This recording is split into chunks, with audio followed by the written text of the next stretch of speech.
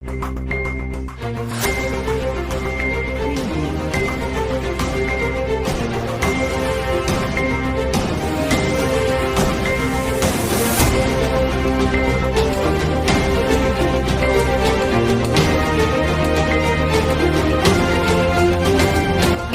News, बातमी जनकल्याणाची। मोदी पर्वापासूनच देशाचा खरा विकास, श्याम भारती महाराज माहुरगड यांचे वक्तव्य। आगामी विधानसभा लोकसभा निवडणुकीच्या पार्श्वभूमीवर त्यांच्याशी साधला संवाद। हिंगोली लोकसभा कोणत्याही पक्षाच्या वाट्याला येवो, भारतीय जनता पार्टी, राष्ट्रवादी काँग्रेस, अजित पवार गट, शिवसेना, शिंदे गट यांनी पूर्ण क्षमतेने काम करून पंतप्रधान नरेंद्र मोदी यांचे हात बळकट करावे असे परखड मत माहुरगड येथील महंत श्याम भारती महाराज यांनी व्यक्त केले।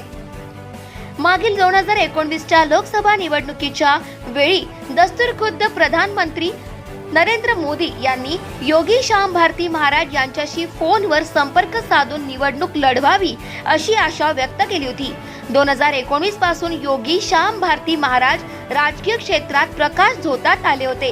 आता आगामी लोकसभा व विधानसभा तोंडावर आल्याने आपसुकच योगी श्याम भारती महाराज यांच्याकडे राजकीय क्षेत्राच्या नजरा वळलेल्या आहे। याच पार्श्वभूमीवर ATVच्या वसमत प्रतिनिधी अनिता चव्हाण यांनी त्यांच्याशी दिलखुलास बातचीत केली। यावेळी त्यांनी प्रखर मत व्यक्त केले। देशाला उंचीच्या शिखरावर पोहोचायचे असेल आणि आंतरराष्ट्रीय स्तरावर भारताची मोहर उमटवायची असेल तर नरेंद्र मोदी शिवाय पर्याय नसल्याचे त्यांनी सांगितले।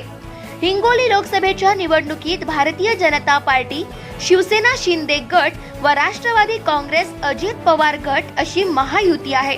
त्यामुळे तिकीट कोणालाही मिळो, पंतप्रधान नरेंद्र मोदी यांचे हात बळकट करण्यासाठी सर्वांनी एक दिलाने काम करावे असे प्रामाणिक मत व्यक्त केले। अनेक प्रशासकीय पदावर असलेली सेवानिवृत्त तर काहींनी पदाचा राजीनामा देऊन मान्यवर लोकसभा निवडणूक लढवणार असलेल्या चर्चेत आहे।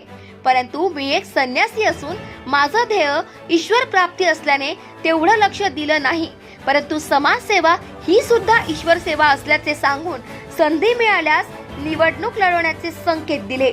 महायुती सरकारबद्दल बोलत असताना पुढे ते म्हणाले की अजित पवार यांना त्यांचे काका शरद पवार यांच्याकडून त्यांना त्रास होत होता। अजून काय म्हणाले, काही विशेष मुलाखत।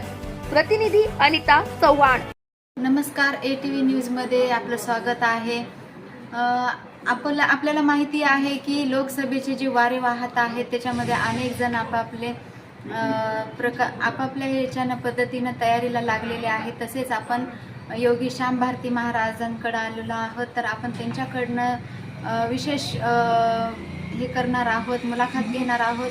कशी असणारी तयारी, काय राहणार आहे, तर आपण थेट त्यांच्याच प्रतिक्रिया जाणून घेणार आहोत।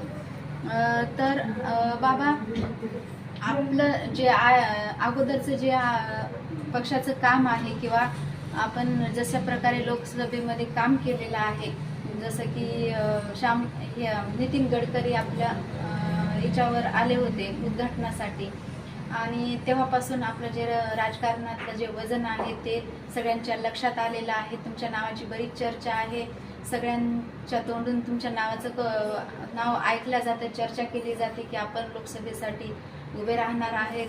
कार्यकर्त्यांमध्ये उत्सुकता आहे तुमच्याकडनं जाणून घेण्याची की तुम्ही काय करणार आहेत, काय नाही। नमस्कार। आता ज्या पद्धतीने आपण लोकसभेचा विषय छेडलेला आहे, खरं तर 2019 पासूनच माझी लोकसभेसाठी तयारी होती, हा पहिला मुद्दा आहे। पण त्या अगोदर मला काय सांगायचं आहे की येणारी 2024 लोकसभा ही प्रामुख्याने भारतीय जनता पार्टीसाठी एक मोठ्या प्रमाणात पर्वणी ठरणार आहे। कारण आज भारतामध्ये सर्व लोकांची, मतदारांची इच्छा आहे की मोदी साहेब परत पंतप्रधान पदावर बसावे।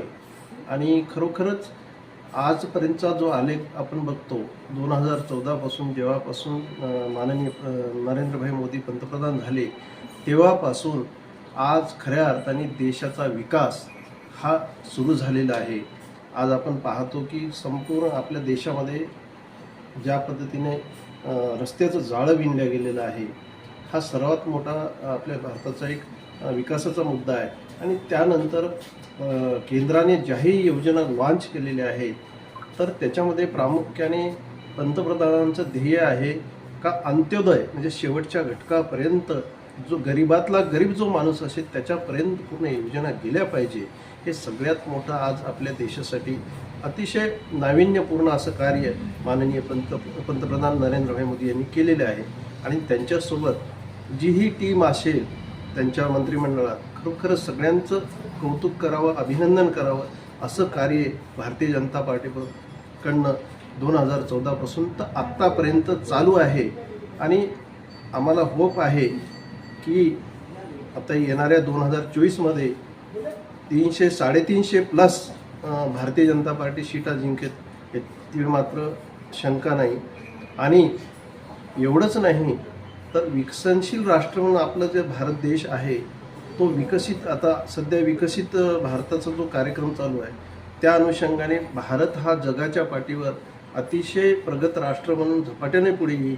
आणि 2047मध्ये मला तर वाटते की भारत देश हा सगळं जगाचं नेतृत्व करेल. आणि त्यामागे फक्त मला असं वाटते की नरेंद्रभाई मोदीच आहेत.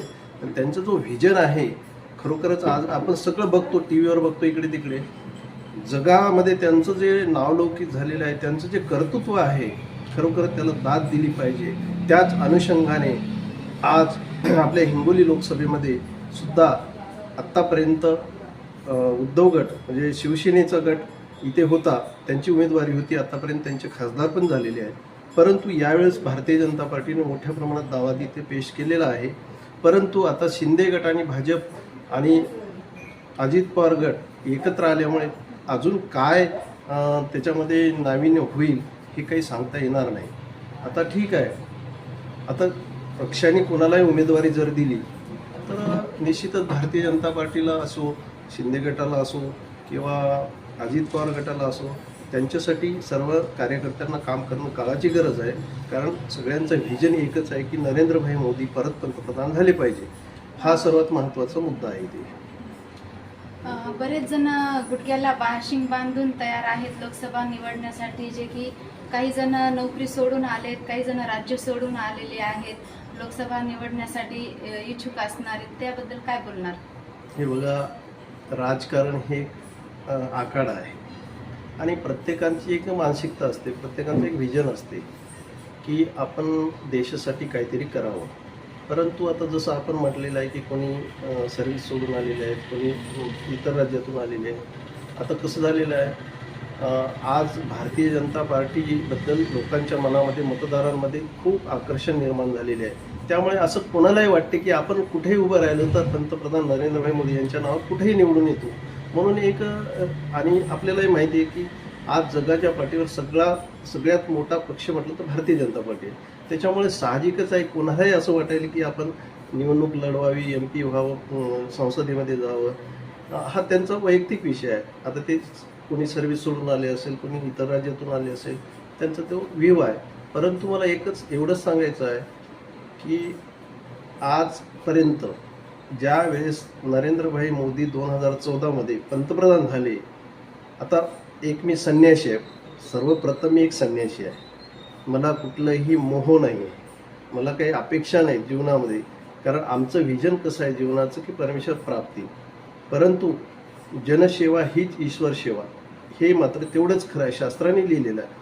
पण 2014मध्ये नरेंद्रभाई मोदी पंतप्रधान झाल्यानंतर 3 महिन्यानंतर मला त्यांचा सकाळी 10-10:30च्या दरम्यान फोन आला की आप जैसे लोगों की देश की जरूरत है, आप एक क्षेत्र में आ जाइए. असे त्यांनी 2-4 वाक्य बोलले. परंतु माझा राजकारणाचा पिंड नसल्यामुळे तो माझ्या जीवनामध्ये व्हिजनच नसल्यामुळे मी त्या गोष्टीचा विचारही केला नाही, मी त्यांना काही बोललो नाही. परत मग काय झालं की 2 महिन्यानंतर शंकराचार्यांनी मला बोलवलं. त्यांना मी मला कळालं नाही त्यांनी कशासाठी बोलवलं. आता आध्यात्मिक क्षेत्रातले असल्यामुळे कदाचित मला वाटलं त्यांनी त्याकरता बोलवलं असेल. मी त्यांना तारखा दिल्या, जवळपास 8 तारखा दिल्या. परंतु 8ही तारखेला मी जाऊ शकलो नाही. एक दिवस ते नाराज होऊन बोलले की बाबा मी शंकराचार्य असून बोलवतात, तुम्ही यायला तयार नाही. म्हणलं स्वामीजी ठीक आहे, मी उद्यालाच निघणार आहे. आणि खरोखर मी गेलो. त्या ठिकाणी गेल्यानंतर 3 दिवस ठेवून घेतलं त्यांनी आणि मला राजकारण निघणार आहे आणि खरोखर मी गेलो. त्या ठिकाणी गेल्यानंतर 3 दिवस ठेवून घेतलं त्यांनी आणि मला राजकारण आणि अध्यात्म या दोन्ही गोष्टींचे त्यांनी दोन्ही गोष्टीवर चर्चा केली आणि सांगितलं की तुम्हाला राजकारणामध्ये प्रवेश करावा लागेल. मी म्हटलं स्वामीजी तुम्ही का करत नाही, मला का फोर्स करताय? तर त्यांनी सांगितलं ईश्वराने ज्याला ज्या कार्याची नेमणूक केली आहे त्याच कार्यासाठी त्या व्यक्तीला जावं लागते. तर मी त्यांना सांगितलं ठीक आहे, तुमची इच्छा असेल, परंतु मला माझ्या लोकांसोबत चर्चा करावं लागेल, भक्त परिवारासोबत, शिष्य परिवारासोबत. त्यांची काय इच्छा आहे हे मला जाणून घेणं गरजेचं आहे, कारण राजकारण हा माझा पिंड नाही. तर त्यांनी सांगितलं ठीक आहे, मला एक महिन्याचा वेळ दिला त्यांनी आणि मी गेलो. आणि इथं आल्यानंतर जेव्हा माझे सगळे, मी त्यांना सांगितलं दत्त जन्माच्या अगोदरची माझी इथे एक मीटिंग असते सर्व गावकऱ्यांची, त्यामध्ये मी सर्वांना हा प्रश्न टाकेल. इथं आल्यानंतर जवळपास 100 गावचे लोक आले होते. तर त्यांच्यासोबत हा विषय झाल्यानंतर त्यांनी सांगितलं की बाबा 70% लोकांनी मान्यता दिली, राजकारण आज संन्यासी लोकांचंच आहे, कारण तुम्ही प्रामाणिक आणि निस्पृह आहात. तुमच्यासारखे जर लोक आले तर देशाचं भलं होईल, समाजाचं भलं होईल, असं ते बोलत होते. परंतु 30% लोकांनी विरोध केला. तर ठीक आहे, त्यांनी केला. परंतु नंतर त्यांना जेव्हा माहीत झाले की बाबा खरोखर आज चांगल्या लोकांची गरज आहे राजकारणामध्ये, म्हणून मी होकार दिला. तर आपल्याला अगोदरच्याही लोकसभेच्या निवडणुकीमध्ये जेव्हा आपण उभे होते तेव्हा आपल्याला बरंचसं डावललं गेलं, त्याबद्दल काय म्हणणार? नाही, डावलण्याचा विषयच येतो कुठे, कारण त्यावेळेस शिवसेनेसोबत युती झाली आणि ती शेवटच्या क्षणाला झाली. त्यामुळे आता ठीक आहे, आम्ही दोघंच भारतीय जनता पार्टीतर्फे जास्त रेसमध्ये होतो, मी आणि ॲडव्होकेट शिवाजीराव जाधव आणि मी स्वतः. आमचं दोघांचंच नाव प्रचंड चर्चेत होतं आणि त्याच्यासाठी गडकरी साहेबांनी प्रयत्न केले माझ्यासाठी किंवा ठीक आहे एक महाराज येत असतील तर काय हरकत आहे. परंतु मग जेव्हा शिवसेनेकडे शीट ही गेली त्यावेळेस आता मित्रपक्ष म्हटल्यानंतर, युती झाल्यानंतर तिथे आपण उभं राहण्याचा विषय किंवा डावलण्याचा विषयच येत नाही, कारण ती शीट सेनेकडे गेलेली. त्याच्यामुळे हेमंत पाटील यांना ती शीट देण्यात आली. आपला जो भक्तजन आहे किंवा कार्यकर्ते आहेत, यांच्याकडनं अशा पण प्रतिक्रिया भेटतात की जे संन्यासी असतात त्यांची जी राजकारण असते त्याच्यामध्ये पारदर्शकता पण असते आणि ते जे सेवा करतात मनाभावातून करतात, याबद्दल काय सांगणार? निश्चितच.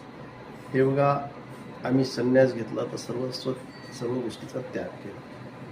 ज्या व्यक्तीकडे वैराग्य आहे त्याला मोह नसतो. आणि मी सुरुवातीला सांगितलं जनसेवा ही ईश्वर सेवा आहे. आता आम्हाला आमच्या जीवनात कुठला मोह नसल्यामुळे आम्ही कुठलंही कार्य जे करणार समाजासाठी हे प्रामाणिकतेने करणार. आज आपल्याला माहिती आहे की उत्तर प्रदेशचे मुख्यमंत्री योगी आदित्यनाथ यांचं जर कार्य बघितलं तर खरोखर असं वाटते की आज देशाला संन्यस्त लोकांची गरज आहे.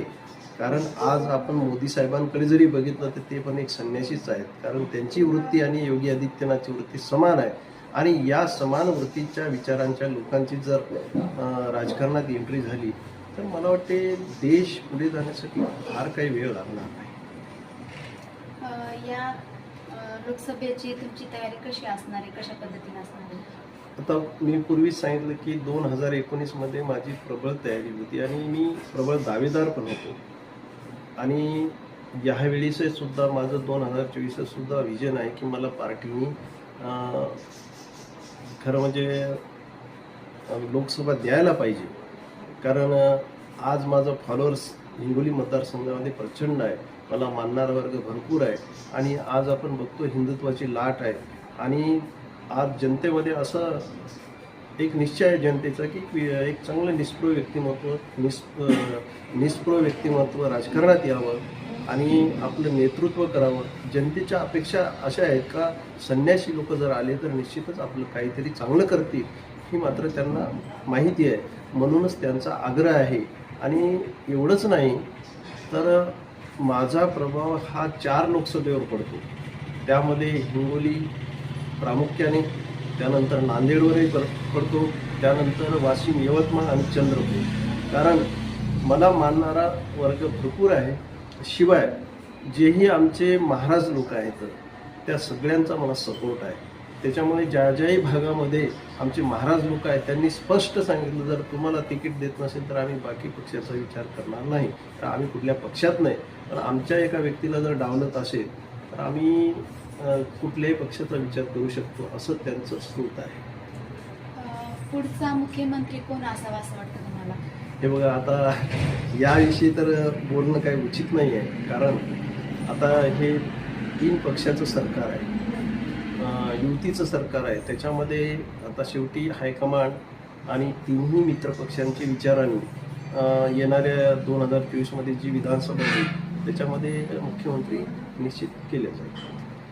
हे जे महायुतीचं सरकार आहे हे काय समीकरण आहे नेमकं? आता महायुतीमध्ये आपल्याला माहिती आहे की सेना गट हे भाजपच्या बाजूनीच होता, कारण तो हिंदुत्ववादी पक्ष होता आणि भारतीय जनता पार्टी, आणि याच्यामध्ये तर दुहित नाही. आता ठीक आहे, योग वाईट म्हणावा की उद्धवजी ठाकरे भारतीय जनता पार्टीला सोडून गेले आणि नको त्या पक्षाशी त्यांनी संगनमत केलं, हा दुर्दैवी निर्णय आहे. परंतु शिंदे गटाने, जे शिंदे आहेत आजचे हल्ली मुख्यमंत्री आहे महाराष्ट्राचे, त्यांना माहीत होतं की नाही, हिंदुत्वाच्या मुद्द्यावर आपण निवडणूक लढून आलेलो आहोत, तर आपण हिंदुत्वाचीच कास धरायला पाहिजे. म्हणून त्यांनी माननीय देवेंद्रजी फडणवीस यांच्या विश्वास ठेवून ते सोबत आले. आता राहिला विषय अजित पवारांचा. आता अजित पवार इकडे येण्याचं कारण म्हणजे त्यांना त्यांच्या काकांचा त्रास होत आहे, माननीय शरद पवार साहेबांचा. कारण आज आपल्याला माहिती आहे की सगळ्या पक्षांमध्ये घराणेशाही भारतीय जनता पार्टी जर सोडली तर, आज जर शरद पवारांचा विचार केला तर त्यांची मुलगी ती पुढे आणणार आहे, अजित पवारांचा विचार केला जाणार नाही. त्यामुळे अजित पवारांना असं वाटलं असेल की माझं सक्षम नेतृत्व असताना जर शरद पवार स्वतःच्या मुलीला पुढे आणत असेल तर ते कदापि सहन करणार नाही, म्हणून कदाचित अजित पवार इकडे आलेले आहे. तर ही होती आपली ATV न्यूजची स्पेशल मुलाखत. तर योगी ही आपली स्पेशल जी मुलाखत होती योगी श्याम भारती महाराजांची. तर यापुढे काय होईल, लोकसभेमध्ये काय घडेल, कुणाला तिकीट भेटेल हेही बघणं तितकंच महत्त्वाचं आहे, आणि जनता कुणाच गोष्टी अवलंबून आहे. त्यासाठी बघत राहा ATV न्यूज. मी अनिता चव्हाण, हिंगोली. नवनवीन बातम्या जाणून घेण्यासाठी ATV न्यूजला लाईक, सबस्क्राईब करायला विसरू नका. Update.